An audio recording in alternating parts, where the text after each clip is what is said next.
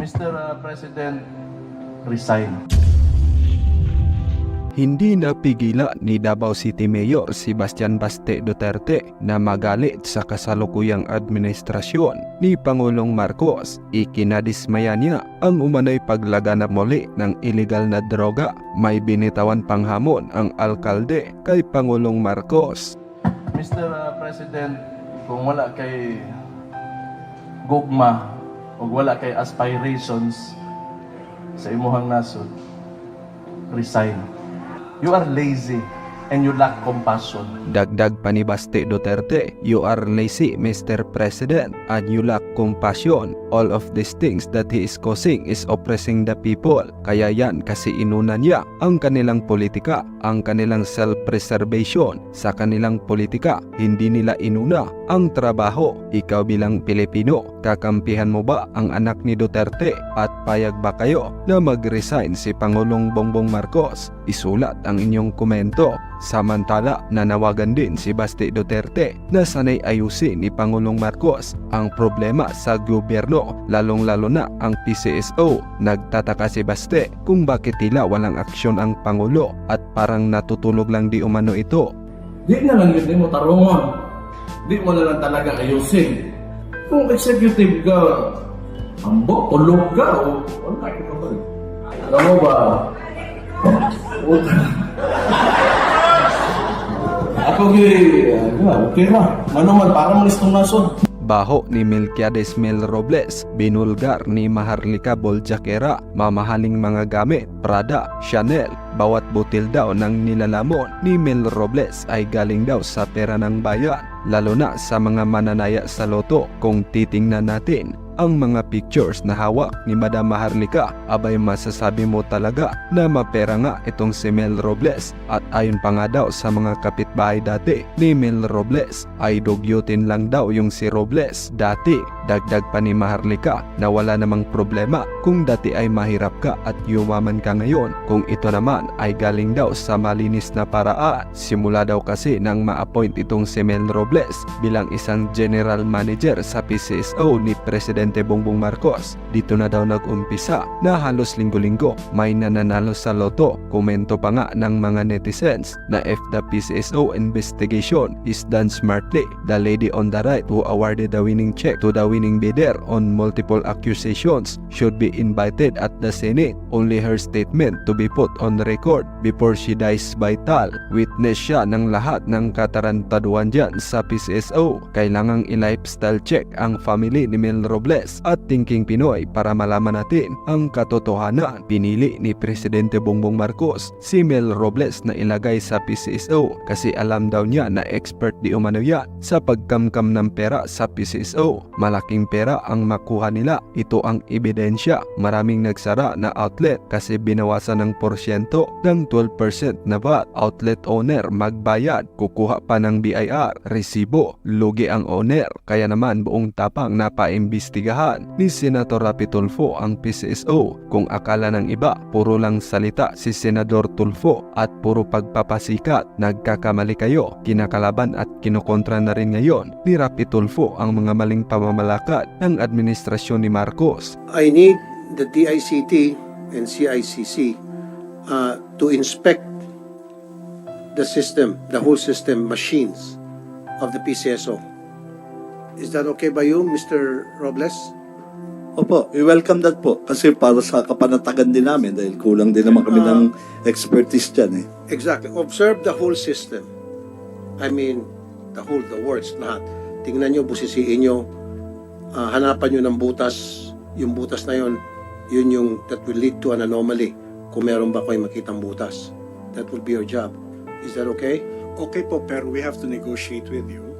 What is the negotiation? The quality of evidence that you expect to ascertain kung trustworthy yung system or hindi. Kasi So ang gagawin nyo po, tingnan nyo po yung integrity ng PCSO, yung system. Sabihin nyo sa akin, titingnan nyo, bubuksan nila yung kanilang system. Lahat ng i-require nyo, lahat ng gusto nyo malaman, lahat ng mga documents na kailangan nyo, ibibigyan nila. No holds barred. Di ba? We would call it po we would set up negotiate an audit engagement po para So audit engagement tawag noon. Okay. On your terms. okay ako doon. Negotiated audit engagement, Mr. Robles, you have to say yes. Yes po. Okay, Mr. Lagi? Po, kaya po Okay. ng skills po ng How long would that take, DICT. Mr. Lagi, sir? Oh, good question, sir, because we do not have an idea on the extent of how many machines they have or what are the type of evidence that you will be requiring to Well, that's all up to you. Ang kailangan namin, masiguro na walang lokohan na yung integridad po ng the whole PCSO system. And nasa inyo na po yung bilang mga expert, paano nyo po gagawin yon? If you need time, you need 1 month, 2 months, 3 months, 6 months, it's okay. If you need budget, sa susunod na budget dito sa Senate, tataasan kong budget sa DICT. Okay po, let me Dati ko naman kasi answer. sinusuportan. Ganito po, when I audit po the government systems based on common criteria, pag yung talagang matindi, bago mo pwedeng ibenta sa Malaysian government or bago mo maibenta, bago tanggapin ng Japanese government, ng Australian government o ng American government, the typical audit process lasts up to 2 years because the criteria that we use is common criteria and it's very, very stringent. It goes from not only examining the source code but also the way encryptions are done. You go to the factory, you inspect, and you make sure that when the machines are made, compiled, and then delivered, they are done so in a secure and trustworthy manner. So, pero medyo mahirap po yun. 2 years po yun. Pero very, very, very, very Well, kahit na meticulous. 2 years, sir, okay lang. Okay. Basta't ma-prove natin whether or not may integridad ba itong Lotto games. The shorter time period po would Kung baka pwede mo ma-shorten yung 2 years, baka pwede mo gawing 1 year. actually 6 months po pwede. Oh, yun naman pala, 6 months. However po, yung quality po of evidence, yung amount of audit work that could be poured into Sir, sorry, pixel natin, huwag na paligoy-ligoy. Gaano katagal ang kailangan nyo na para ma-prove whether or not meron bang lokohan o wala sa mga Lotto games? Yun po importante sa mga mananaya. Kung kailangan nyo ng 6 months, we'll give you 6 months. Sabi ko, sa susunod na budget, padadagdagan ko kayo The quickest answer po if sa you DICT. Sabihin ko, dagdagan ang budget ng DICT. kung- Ay, ang CICC din. Of course, DICT and CICC. the quick answer po is if the public trusts PCSO, it could be as little as a few months. However, if there is fraud that were detected in discrepancies in the payment system, No, well, right now, allegations lang at pagdududa. Kaya nga kayo hahanapan nyo ng butas kung meron kayong butas na mahanap. right po, we don't have any evidence of fraud. that Kaya nga was po, committed. we don't have any evidence of fraud. Kaya nga po, papasok kayo para inspection nyo. Tingnan nyo po integridad ng PCSO at yung Lotto Games. Opo. Right? So pagdating sa sa Senate budget hearing, i-sponsor ko kayo na madadagdagan kayo ng budget. Okay? So 6 months, okay na sa inyo yun. 6 months po. Wag lang magka-aberya, kundi Okay. aabot ng 2 Tapos may years. sinasabi kayo kay Mr. Robles na umokay siya ng tawag nun, auditing, tawag nun? Audit engagement po. Auditing engagement. Auditing engagement arrangement. Cybersecurity audit engagement po. So basically, we Comsec? set the scope. Okay? Excuse me, Your Honor, the sit-in-tail payment, kasi I'll have to go back to the board para doon. Baka mahal yan, I'm not within my authority in price. Okay, so you want to be excused? Po, hindi naman po ngayon yan. Baka may payment po may yung Government engagement. function po. Okay. This is a government function po. Kaya nga, Libre. kung wala namang bayad, I think we can say yes. If it's a Libre? policy, Oh, libre daw, Mr. Robles. Libre. that's your chance to get ibalik yung ano nyo. Di po, Libre. this- Okay, this kung is libre, then sabi ko nga sa Senate committee budget, sa budget hearing sa Senate next year, padadagdagan ko yung budget nyo. O, kasi masipag kayo, tumutulong kayo. Okay? I'll do that, promise. Okay. So now, we can move on. Pabilis na tayo. Dito po sa Pacific Online, nandito pa yung members, representative ng Pacific Online, Mr. Christopher Villaflor. Yes po, Your Honor. Dumaan ba sa vulnerability, BAPT, assessment and penetration testing ang mga system online ninyo? Yes po, Your Honor. Through PCSO, DICT will only act on PCSO's request po. Hindi, ito yung tinatawag na vulnerability assessment and penetration testing. Meron ba kayong dinaanan yan, conducted by a third party, bago kayo pumasok sa negotiation sa PCSO para sa inyong mga computer systems? Mr. Chair, DICT po ang nag-conduct ng vulnerability assessment and penetration testing po. DCT? We would have to, just to state that a vulnerability and penetration test is very short period of time. It can go for a few days to a couple of weeks, including the report writing. However, ang nakikita lang po kasi ito surface level. Nakikita lang po yung kung ano yung vulnerabilities on the interfaces, kung ano yung nakikita nyo sa web app, sa website, and so on and so forth. Yung pinag-uusapan po trustworthiness natin, kaya po mas matagal because we actually have to go down into the systems and paano nagpe-print, paano nag-create ng logs, then you test the logs, and then you issue an opinion kung trustworthy yung system and up to how much can you trust it. So iba po yung vulnerability assessment. That's a subset of the audit Okay, process. in short, May I? dumaan ba sa inyo to? Kasi sasabi niya, dumaan daw sa inyo. CICC po kami, but I believe that the NCERT has a competent capability to do such a thing. They are. I Mr. will have to Wag, I consult think. po. Not so sure Dapat- po. Kung You're not so different po kasi siya sa NCERT, different organization. po Hindi, yun. ang gusto ko kasi malaman, kung kayo po ay dumaan sa tinatawag na vulnerability assessment and penetration testing, sino po ang gumawa noon? A, and then B, I need to see the result. Yes po, Mr. Chair. Naka-PCSO po yung result ng DICT vulnerability assessment and Gumawa ng penetration DCT. Okay, so I need to see the result of that. Pangalawa, encrypted ba ang data ng Mr. ticket Chair. serial number, numbers chosen, at personal information mula sa user? Kung encrypted ito, sino ang may SSL? SSL stands for Secure Sockets Layer. Yes po, Your Honor. Yes lang, sagot mo. I cannot put into details kung ano po yung ano namin because that will entail as our vulnerability po, Mr. Chairman. So kung ano po yung security measures namin, marami po nakikinig sa public, so magiging vulnerability po namin yung Well, I understand that. Okay, sige. Mr. Ah, Chair, Go may I ahead. po? Opo, the system of POST was subjected to VAPT po. It is signed by Mr. Kuya. And we have the result. Okay. Now, this is very important. Pag yung isang tao na gustong mag-register para makataya online sa Pacific, meron kayong tinatawag na KYC, Know Your Client. Am I right? And then doon sa KYC, ang requirement lamang ay one time magpapakita ng picture. Tama? yes po, Your Honor. Hindi yung mukha ng tao. Mukha po ng tao, Okay. front ng ID, back ng ID, at saka selfie po, Your Honor. And then selfie ng tao or video ng tao.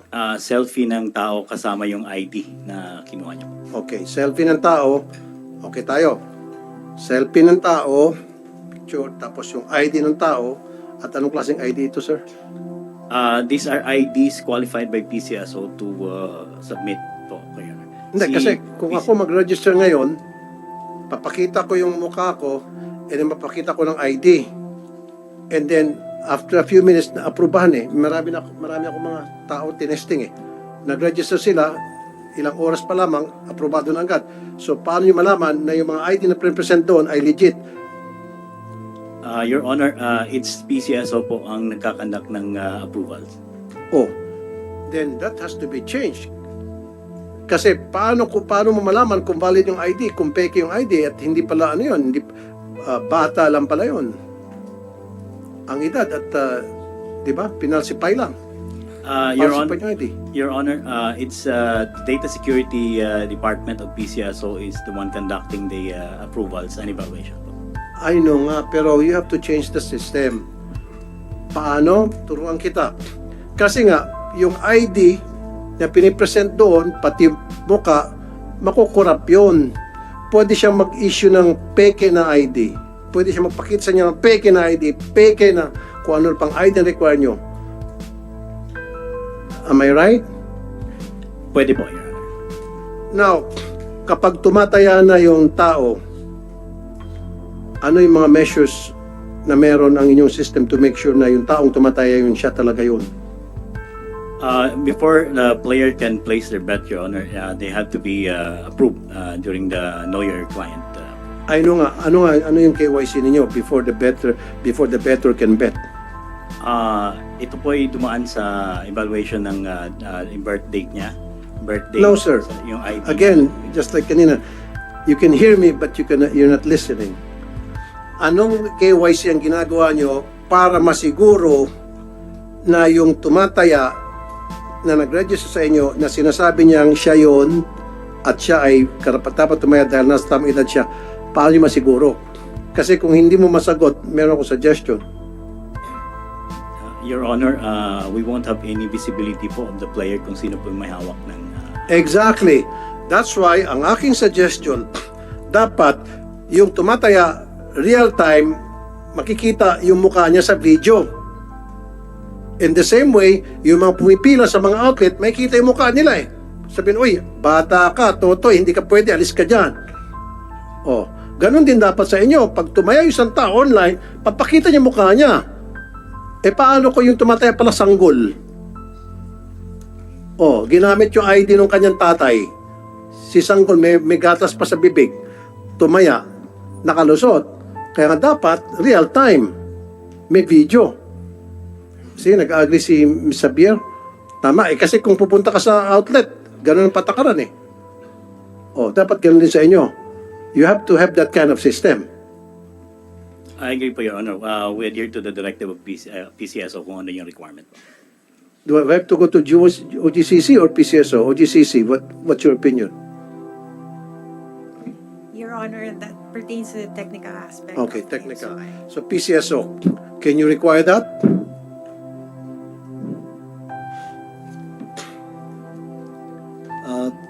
If yung charge po namin sa KYC, si Okay, KYC. Ma'am, we may do register. human verification po for the KYC. So we establish po the identity through the picture that is being No, sent. no ma'am, mapaigsi tayo, humaba tayo. Yung sa akin, continuous. Okay na, nagbigay siya ng ID na mag-register siya. Lahat ng requirement, pinulpil niya. However, pag nagtaya na siya, dapat siya yung sinasabi niyang siya. Ibig sabihin, pagtaya niya, makikita yung kanyang muka real-time, live.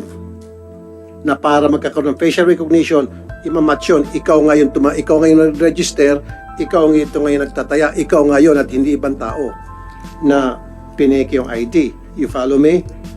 Yes po, Your Honor. I want to have that kind of system para ma-avoid natin na tumaya yung mga bata o tumatango yung CICC. You agree with me, sir? Nakikita po namin yung basis ng inquiry niyo po kasi yun po yung mga requirements ng anti-money laundering live KYC. Okay. So, I want you to have that kind of system. Obligahin nyo yung Pacific Online to have that kind of system.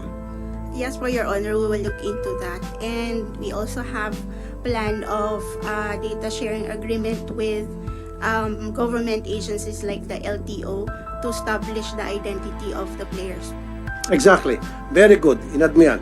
Dapat, pag nag-register yung tao sa Pacific Online, dapat konektado yung system ninyo sa lahat ng agency tulad ng LTO para ma-cross-check kung siya nga talaga yon. Okay? And then, Yes. kung yan ay pumasa, kailangan pag tumaya siya, real time. May kita yung mukha niya. Hindi yung picture lang. Okay? Yes po. We will look into that po, Your Honor. Okay. Senator Coco? Okay? Sa ano pala sa outlets, may camera pala doon may camera? Wala. Hindi, Wala. makikita ka. So yung teller lang ang magsasabi. Oh, kasi makita Judgment call ni teller kung bata o ano, sabi, hindi niya ipapataya. Ganun ba, Miss Sabia? It has been the policy that the kids, are not allowed, so Right. the Kaya teller nga, can see so- if their children. Precisely. So, ang vigilance is with the teller na Yeah, huwag niyang patayin. They are trained Okay. to drive the kids away or not to cast their bets. Even if the father is in the car in front of the lotto, we require the father to get out of the car and to cast his bet.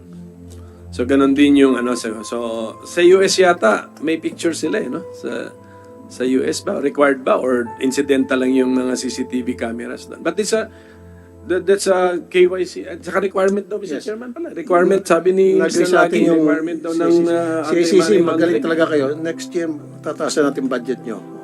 Okay. Sige, that's for now. Para, Chairman, yung ating I'll be very short lang ito pong aking resolution. yes sir. I filed this October of 2022 pa. Medyo na sa dami ng concerns kasi natin na limutan natin. Proposed Senate Resolution 253. Ito po yung but it's really a relevant resolution because it's about the integrity and trustworthiness of your lotto games. Eh. Pero ang example lang kasi nito, ang naging trigger nito was the 433 winners ng October 2, 2022 ng 655 na multiples of 9 yung lumabas. So, if I can get, siguro not now, kasi alam ko may mga lakad pa si chairman tsaka siguro si GM, your position paper on this, the explanation on how come there were 433 winners. Kung ang explanation ninyo ay, ito anticipate ko na rin yung sagot nyo, kung ang explanation ninyo ay inalagaan ito, may system ba kayo to check na dun sa multiples of 9 na betting system ay inalagaan din even before this draw? I mean, that should be facts. And then if you have those system to check it, can you prove it? Ipakita nyo na lang na on this particular bets, ito yung mga multiples of 9. Mr. Chair, if I may add, we did that immediately kasi Sige. ang winning record namin was 10. So immediately, we tracked kung ilan yun over 3-month period, I think. At meron po talaga, malaki po talaga. So your system is capable of knowing on a per draw basis the combinations na merong bet. Yeah. So and then you can also on demand place a combination and then find out ilan ang nagbet sa combination na yon Historical, on a per draw basis. Historical po yun. The So historical. if that is the explanation nga na may nag-aalaga ng multiples of 9 May one pa po.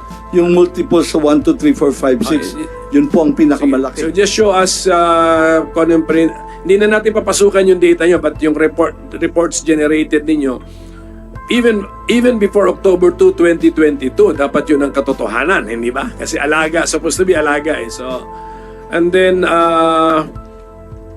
if I can know with particularity on October 2, 2022 on that 655 game how many distinct combinations had bets.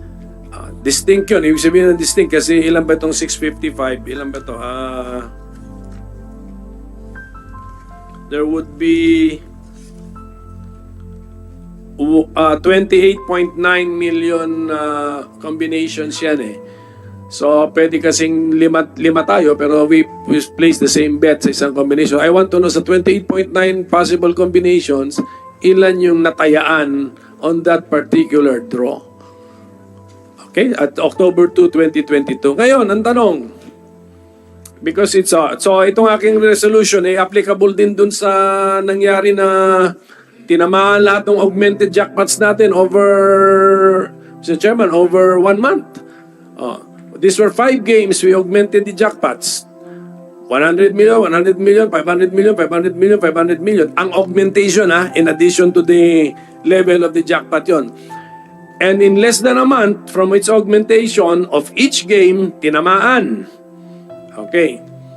So if we can get also the number of distinct combinations na may bets doon sa 5 games na yon, magmula noong ibig siguro a few draws before the augmentation and then tuloy-tuloy up to the time na tinamaan siya. Para makita po natin. Kasi sa akin, madali kong maisip yun na isang game, inaugment mo yung jackpot, nagtayaan ngayon ng bulto na marami ron. So, maybe yung 28.9 million possible combinations, natayaan ng 25 million combinations doon. Di laki ng chance nga tatamaan.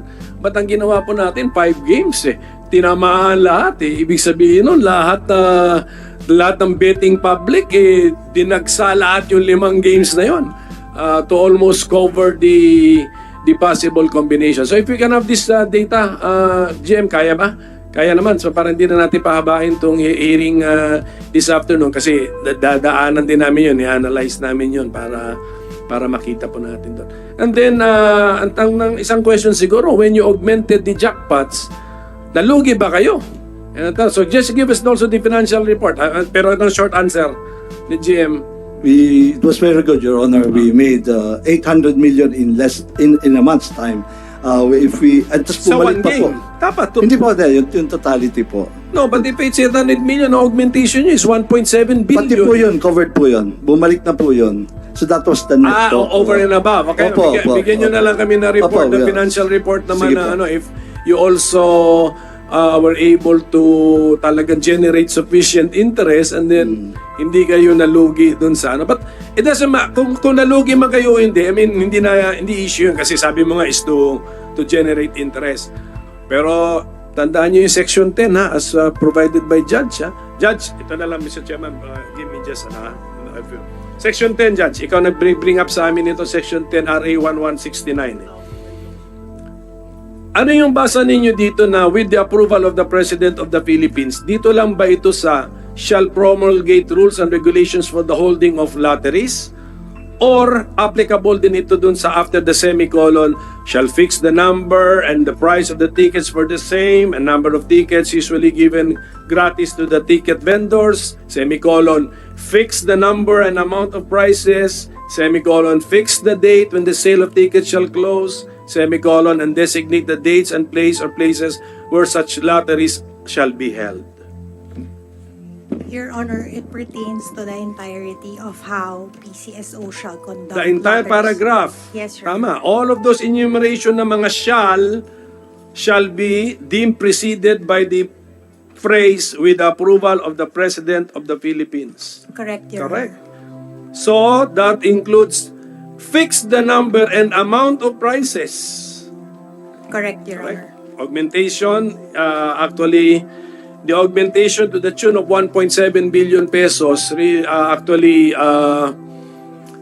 ano tawag doon, modified, changed the jackpot price, destroyed the science behind the fixing of the jackpot because the jackpot siguro sa other jurisdictions, jackpot, as initial jackpot is dependent on the possible number of combinations. Ganun yun eh. Tapos inaugment natin ng 100 million, 100 million, 500 million, 500 million, 500 million. Okay? And then in 1 month's time, tapos ang kwento, ubos, tinamaan. I'm actually looking at past history, Mr. Chairman, na kung umabot ng 500 million yung isang game, that means, ang theory kasi, pag 500 million na-attract na yung mga bettors eh. Yes. So that's a theory. We were looking at a past experience na 500 million yung game at gaano katagal bago tinamaan. And we will have to compare this with this augmentation nung last December na in less than 1 month, 5 laro ang tinamaan. Sabay-sabay. Yes, in less than a month. That's So, questionable. Kaya nga sa yes, susunod we will nating have to hearing, look at this, Mr. Chairman, and maybe if Ms. Xavier can help us with alam niyo yung data ng mga draws eh, di ba? Na may game na umabot na ng 500 million yung ano niya, jackpot niya without augmentation, ito yung natural accumulation of the jackpot from the bets. Then, ang theory, naka-attract na yan ng bettors, bet na yan. And then, tignan natin, months muna bago tamaan eh. So, itong nangyari last December is really an anomaly. Hindi lang 1 game, 5 games, Mr. Chairman. sabay-sabay nung nag-augment. That's why yung sinasabi kanina sa BIR, ibabangkay natin kung baka mamaya kung nag-file man pare-parehong tao lang palang nanalo. dapat nandun yung pangalan nung veteran na nanalo, nagbayad siya ng 20% tax, sino siya at saan siya. Di ba? Sa BIR nandun yan? Mr. Tibayan? Attorney Mr. Tibayan? Chair, ang nagre-remit po kasi sa amin ng withholding is yung si PCSO. So, Correct. Pero those information that did mention to you, nandun dapat yun. How much was won? And then, anong date? Anong draw? Magkano? And then the name of that person and address. And the tin. And the TIN number. The tin number of that person. Tama. Kasi hindi naman siya makapag-file kung walang TIN number. At kung wala siyang TIN number, meron bibigyan opportunity yung walang TIN na magkaroon siya ng TIN. check namin po, Mr. Chair, kung ano yung available na information. Kasi Hindi, pero ang nag-file. am I making sense to you? Yes po, Di ba Mr. pag Chair, nag-file ka, dapat may TIN. Yes po, opo. Hindi ka naman pwede makapag-file ng walang TIN, di ba? Then since kung halimbawa isang tao, nanalo siya, wala siyang TIN, kailan niya mag-file ng tax, gagawin niya ng paraan na para matanggap yung kanyang ipa-file na tax, Mag-register. mabibigyan siya ng TIN. Yes, opo. Tama? Kaya nga, I need this information. PCSO is here. The entire team of the PCSO is here. How do you do it when you remit the tax on the from the winner? Are you the taxpayer sa BIR or is it the winner who is the taxpayer? Yes, Pedro. Mr. Chair. The PCSO is the withholding tax agent. Oh, correct. Okay. The taxpayer is the winner. Yeah. So when you report to the BIR, may TIN number to, may pangalan ng taxpayer kasi credited sa kanya yun. Yes. Top taxpayer siya ng Pilipinas eh. We do submit the ALPA list, the so-called ALPA list, Mr. Chair, indicating the names of the winners. Yes, so Yeah, Mr. Chair. Makita dapat I mean, natin Mr. sa BIR. Yes. Senator Coco, pagbabanggain natin. So sa susunod na hearing, I need those documents at pumayag naman sinecond demotion ninyo, yung PCSO na i-provide yun, sabihin na namin yung document na yun. Yes po. Hingi rin po kami ng sana ng yung alpha list para Alpha list. earlier ma-prepare po. Okay, Comsec, kasama dun sa i-request sa PCSO yung alpha list at pumapayag naman si Mr. Robles. Okay na? Mr. Chair, point of clarification. Are these for the winners for the recent? Kasi yung reason, hindi pa nakapag-file yan eh. Opo, So, yung- let's go back so yung mga ina-file na. How long would it take up from the time na pinala na process nyo na? As long as nag-file na po sila, makikita naman po sa system. Agad-agad. Opo. So, agad-agad, di ba, pinafile nyo pag minanalo? Pag kiname na? Yeah, Agad-agad? monthly, Mr. Chair. Monthly. For the last month,